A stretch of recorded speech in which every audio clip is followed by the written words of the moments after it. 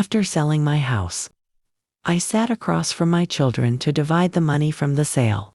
$280,000 sat between us on the dining table, my entire life reduced to a single envelope. Every sacrifice, every sleepless night, every year of struggle pressed flat inside it. When I calmly suggested keeping half for my old age, my son Mark suddenly reached forward, snatched the envelope from my hands, and shouted, "No. I promised my wife I'd buy her a condo years ago." The room went dead silent. Before we begin, a huge thank you to all of you. We've officially hit 500 subscribers. It's a small milestone but a big deal for us. And now our eyes are set on the 1,000 subscribers goal. To help us get there, please hit the like button. Subscribe so you never miss a story. And let me know in the comments where you're watching from and how you're doing. Your support truly encourages us and keeps this channel going now. Let's jump into the story. My name is Lilia. I'm 67 years old. And that envelope didn't just hold money, it held my survival. What Mark didn't understand was that I wasn't asking for luxury. I was asking for dignity. But to understand how we got here, you need to know who I was before I became the old woman with savings. I grew up in a town where women didn't plan futures, they accepted them. I refused. I worked days, studied nights, and became a nurse at 23, the first in my family to ever earn a degree. I married my husband, Robert, a kind and honest man, and together we built a quiet, hardworking life. We weren't wealthy, but we were proud. Then everything collapsed. Robert died suddenly of a heart attack when Mark was 19, and my daughter, Rachel, was 16. One moment I was a wife. The next I was a widow with 2 children, funeral bills, and an empty bank account. I didn't have the luxury of falling apart. I picked up extra shifts. Sometimes I slept for hours a night. I sold my jewelry. I skipped meals. I kept going. Years later, a small inheritance helped me buy a modest house, 2 bedrooms. 1 bathroom, nothing special. But it was mine. I paid every mortgage payment for 17 years without missing a single one. That house watched my children grow, succeed, and move on. And when I finally sold it, believing my family would stand by me, my son showed me just how wrong I was. As Mark clutched that envelope and told me, "You have Social Security, you'll manage," I stayed quiet. Because I had just realized something important. And I was done being the woman everyone underestimated. I didn't raise my voice when Mark grabbed the envelope. I didn't scream. I didn't cry. I just sat there, my hands resting on the empty table, feeling something inside me quietly break. "You'll manage," he repeated, his voice hard now. "You always do." Those 4 words hurt more than the grab itself. My daughter Rachel stood up so fast her chair scraped against the floor. "Mark, what are you doing?" she shouted. "That's Mom's money." Mark didn't even look at her. His eyes were locked on the envelope, like it was already his. His wife Esther sat beside him, one hand resting calmly on his arm. She didn't look shocked. She didn't look surprised. She looked satisfied. "Mother-in-law," she said softly, in that polite voice she always used with me, "you have Social Security. You'll be fine. We have expenses. Real ones." That's when I understood something I had been refusing to see for months. This wasn't sudden. This had been planned. Looking back, the signs were there. Esther had started visiting more often. She'd bring pastries, smile sweetly, and glance around my house like she was taking measurements. "Such a big place for just one person," she'd say. "Don't you get lonely here?" Then Mark joined in. "Mom, houses in your area are selling fast. Mom, apartments are easier at your age. Mom, you don't really need all this space." I thought they were worried about me.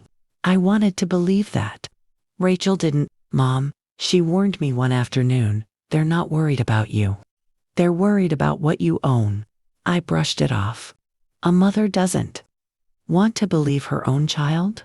Could be calculating. her future like a bank account. Then Esther dropped the final piece of bait.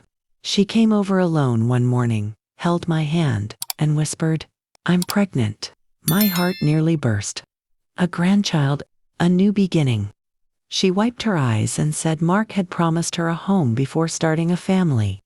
A condo, something stable. I almost agreed on the spot. Almost. Something didn't feel right. The next day, Rachel called me. "Mom, she's not pregnant. I saw her drinking wine at a restaurant last night." That's when I stopped talking and started watching. So when Mark snatched that envelope and thought he'd won, he didn't realize one thing. I had already decided to sell the house not to help him, but to see how far he would go. As Mark stood there holding my money like a trophy, he had no idea I had already taken my first step, and what I planned next would make him wish he'd never touched that envelope. Mark's fingers tightened around the envelope as if letting go might physically hurt him. He paced the dining room once, then stopped and looked straight at me. "We're buying the condo on Monday," he said flatly. "This solves everything." "Everything for who?" Rachel snapped. "For my family," he replied. "For my future." I finally spoke. "And what about mine?" He sighed, the way people do when they think they're being generous. "Mom, you get Social Security. You'll be okay. You don't need all that money." That sentence landed heavier than the theft itself. I looked at the boy I once carried on my shoulders and didn't recognize the man standing in front of me. There was no guilt in his eyes, only entitlement. Rachel stepped between us. "You can't do this. That money is legally hers." Esther stood up then, smoothing her dress. "Let's not make this dramatic," she said. "Families help each other. You already lived your life, mother-in-law. Now, it's our turn." Those words burned. Before I could respond, Mark turned toward the door. "We're done here." Rachel lunged for the envelope. Mark shoved her aside. She stumbled back, hitting the wall hard enough to make my heart stop. That was it. I stood up so fast my chair tipped over. "Mark," I said, my voice sharp and cold. "You just crossed a line you can't uncross." He laughed. Actually laughed. "What are you going to do?" he asked. "Call the police. And tell them what?" "That your son took family money. They'll see a confused old woman, not a crime." Esther nodded. "You don't want to ruin your own son's life, do you?" They walked out like nothing had happened, like they hadn't stolen my future and pushed my daughter against a wall. The sound of Mark's car pulling away echoed in the silence. Rachel broke down. "Mom, call the police, please." I stared at the door for a long moment. My hands were shaking, but my voice was steady when I finally spoke. "No, not yet." She looked at me like I'd lost my mind. "What do you mean not yet?" I turned to her, and she froze. Because for the first time, she didn't see fear on my face. She saw resolve. "Your brother thinks I'm weak," I said quietly. "He thinks love makes me blind. He thinks age makes me stupid." I walked to the window and watched the street below. "He's wrong." Rachel swallowed. "Mom, what are you going to do?" I picked up my phone. "I'm going to make one call," I said. "And after that, your brother is going to learn something he should have learned years ago." Mark believed the envelope made him untouchable. By Monday morning, he would learn just how wrong he was. I didn't sleep that night. I sat on the couch with a cold cup of tea in my hands, replaying Mark's face over and over, the way he looked at that envelope like it was victory itself. Rachel stayed with me, refusing to leave, though neither of us spoke much. There were no words that could soften what had already happened. At exactly 7 a.m., I made the call. "Richard," I said when he answered, his voice still thick with sleep. "I need you to come over today. It's urgent." There was a pause. He'd been our family lawyer for decades, handled my husband's estate, helped me buy the house, watched my children grow up. He knew my voice. "I'll be there in an hour," he said. "I'll bring coffee." When Richard arrived, Rachel placed her phone on the table. There's something you need to see. She pressed play. The video showed everything. Mark grabbing the envelope. His words. The shove. Esther's calm approval. My empty hands on the table. Richard watched it twice. Then, a third time. This is robbery, he said quietly. And because you're over 65, it also qualifies as elder abuse. Rachel inhaled sharply. I felt strangely calm. I don't want him in prison, I said. I want my money back and I want him stopped. Richard nodded. Then we act fast. He explained the plan in clear, measured steps. First, a police report not to destroy Mark, but to create a legal record. Second, an emergency order to block any large transaction using that check. Third, a call to the bank to flag the money as stolen. Rachel leaned forward. He's going to a real estate office Monday morning. Richard's eyes narrowed. Good. Then that's where this ends. By noon, the bank had been alerted.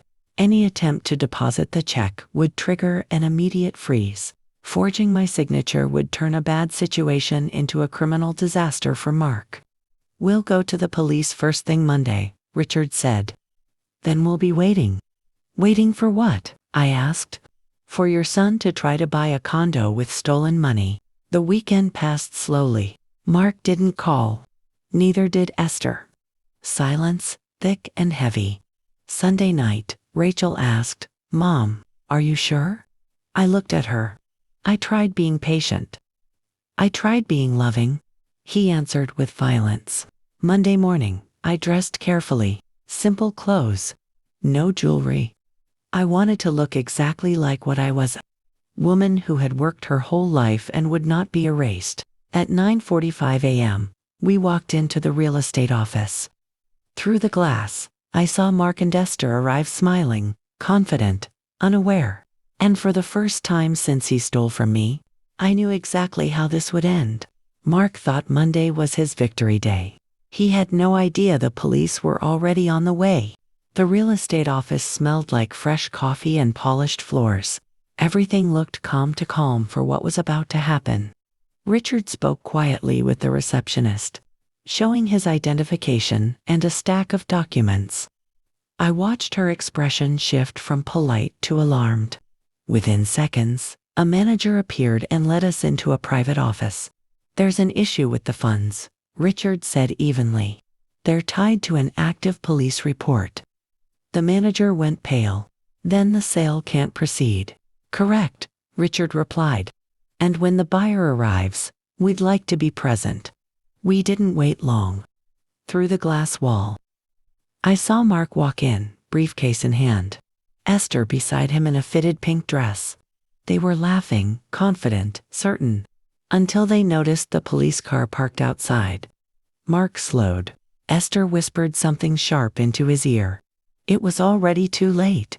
The manager escorted them into the office next door. Voices carried through the thin wall. What do you mean there's a problem? Mark demanded. I have the money. That check is under investigation, the manager said. I can't accept it. Richard stood. It's time. We walked in together. Mark froze when he saw me. Mom, his voice cracked. What is this?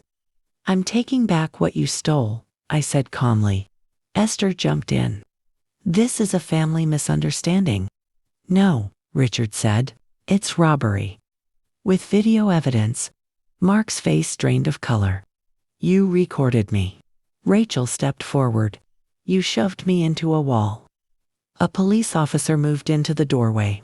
Sir, you have two choices. You can return the check now, or I can place you under arrest. Esther backed away like she'd been burned. I didn't know he'd do this, she said quickly. I thought his mother agreed. Mark looked at her, stunned. Esther, she grabbed her purse. I'm not ruining my life for this. And she walked out. The silence was unbearable. Mark's shoulders sagged. Slowly, with shaking hands, he opened the briefcase and pulled out the envelope. He held it for a moment, then handed it to me. I pressed it to my chest. Now, Richard said, we discuss charges. I looked at my son. Really looked at him. I'm not sending you to prison, I said. But you will sign away any claim to my money. You will go to therapy. And you will stay out of my life for 1 year. He nodded, crying. I'm sorry, Mom. I hope someday that's true, I said. He signed and walked away with nothing. I got my money back that day. But what I lost and what I gained would change my life forever. The envelope felt heavier on the way home than it had ever felt on that table. Not because of the money, but because of what it now represented. Proof that I had chosen myself for the first time in years. Rachel drove while I stared out the window. Neither of us spoke until we reached my apartment. When I stepped inside, the quiet wrapped around me like a blanket. Safe, still. I'm proud of you, Rachel said softly. I nodded. I wish it hadn't come to this. That afternoon, I deposited the check into my own account. The teller smiled, unaware that she was watching the closing of a painful chapter. With Richard's help, the funds were moved into a protected retirement account. One that required my signature and my signature alone. For the first time in months, I could breathe. Mark tried calling that evening, once, twice. I didn't answer. He left a voicemail, his voice shaky, apologetic, full of regret. But apologies don't undo betrayal. They only arrive after consequences. The next few weeks were quiet. Esther filed for separation. Without the condo, without the money, without the illusion of security. She disappeared from Mark's life as quickly as she'd entered mine. Rachel visited often. We cooked together, laughed softly, rebuilt something steadier than before. She never once asked me for money. Not once. One morning, as we folded laundry, she said, you know, you don't have to struggle anymore. I smiled. I never wanted luxury. I wanted peace. So I made changes. I moved into a smaller, brighter place near the park. I signed up for a watercolor class.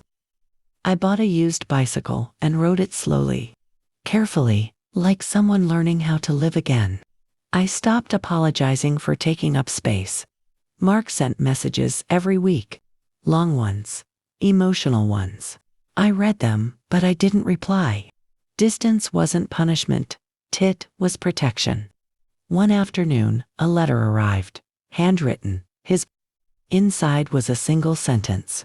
I finally understand what I almost took from you. I folded the letter and placed it in a drawer. Understanding is a beginning, not an ending. As I sat by the window that evening, watching the sun dip behind the trees, I realized something unexpected. I wasn't angry anymore. I was free. But freedom has a way of inviting one last test. One final moment that asks if you truly meant what you chose. And that test was about to arrive. Just when I thought the hardest part was over. A knock on my door reminded me that healing isn't the same as closure. The knock was soft, but insistent. I froze, staring at the door as my heart skipped a beat. Rachel glanced up from her book. Who could that be? She asked. I didn't answer. Something in my gut warned me this wasn't ordinary. Slowly, I opened the door.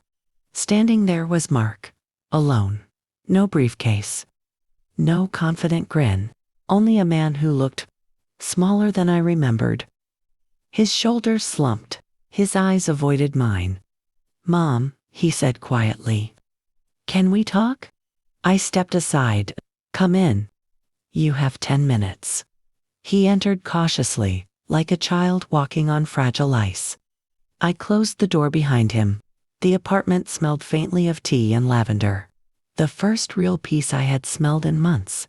I've been going to therapy, he began, voice low. I've been working on myself. I know I hurt you. I know what I did. And I want to make things right. I nodded slowly, keeping my voice steady. I don't know if things can ever go back to how they were. That trust is gone. You need to understand that before we speak any further. He swallowed, nodding. I do. I understand. I've had time to think. And I've realized a lot about myself. About who I became. I almost lost you forever, and I can't take that back. But I want to try even if it's just a small step. Rachel had stepped into the kitchen to give us space. I was alone with him now, and the air felt heavy with unspoken history. I'm listening, I said, watching his expression carefully. He took a deep breath. I've simplified my life. I left that toxic job. I sold my car. I moved into a small apartment. I still work, but I'm happy. I've learned to measure my worth in ways that don't hurt anyone else, especially you. His words were genuine. I could see that.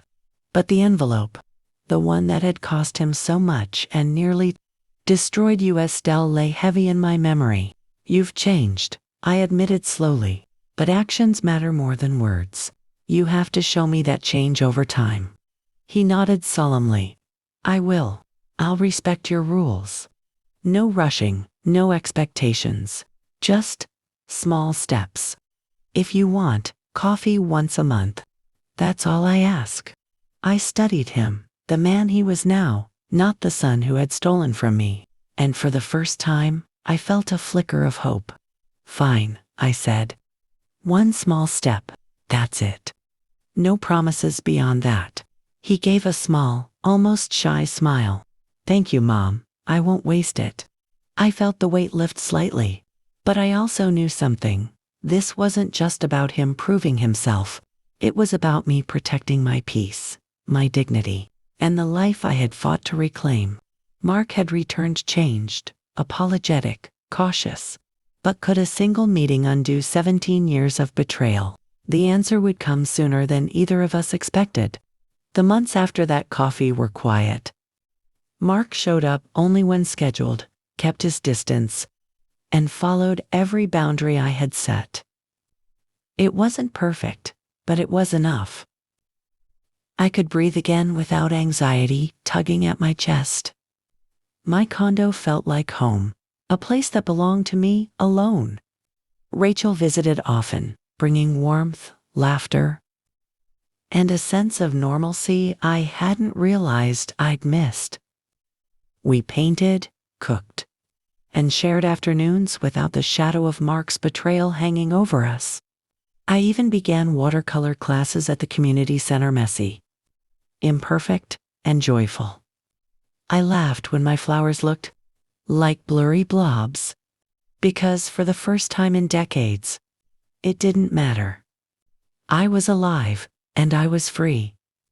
Mark's letters continued short, reflective, sometimes awkward but always respectful. He didn't demand forgiveness. He didn't try to make up for the past with grand gestures. He simply showed he was trying, in the small, steady ways that mattered. And me? I had learned something invaluable. I didn't need to be the perfect, endlessly sacrificing mother. I didn't need to prove my worth through exhaustion or quiet suffering. My value was in protecting myself, setting boundaries, and refusing to let anyone, no matter how close, take advantage of me. I had survived, yes, but now I was thriving. One evening, as I sat on my balcony, watching the city lights flicker on, Rachel joined me. Mom, she said softly, look at you. You've built a life that's just yours. And you're happier than I've ever seen you. I smiled, sipping my tea. It's true. I've lost some things, but I've gained so much more. Respect, peace, myself. That year of silence with Mark had ended. We could meet again, talk, rebuild slowly, but on my terms. And for the first time, I realized something I had never known at 68. I could love my children without sacrificing my dignity, without fear, without losing myself. I placed my hand over the envelope that had once caused so much pain. It no longer represented money alone. It was my strength, my boundaries, my triumph. And as the wind brushed across my face, I knew it, truly knew it for the first time in decades. I was whole. I was free. And nothing, not betrayal, not manipulation, not even my own son could ever take that away. The storm had passed. The house was sold. The money returned. And in its place, something far more precious had been reclaimed. My dignity, my peace, my life. If this story touched your heart, tell me in the comments, what city are you watching from? Don't forget to like, subscribe, and share this story so more people remember. No matter how old you are, it's never too late to stand up for yourself.